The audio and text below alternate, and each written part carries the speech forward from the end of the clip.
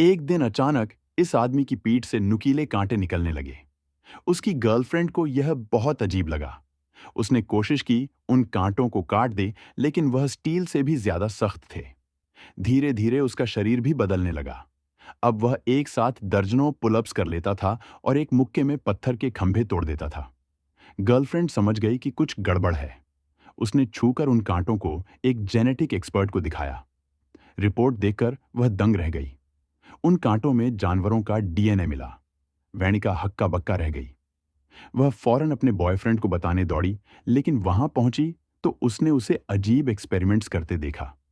Brando ने एक gorilla को एक चैम्बर में डाला और बटन दबाया। कुछ ही पल बाद गोरिल्ला दूसरे चैम्बर से बाहर आया। वैनिका हैरान रह गई, लेकिन वह कुछ बोल पाती उससे पहले ही ब्रैंडो खुद उस चैम्बर में चला गया। जैसे ही दरवाजा बंद होने लगा, एक मक्खी भी अंदर चली गई। लोहे का दरवाजा पूरी तरह बंद हो गया।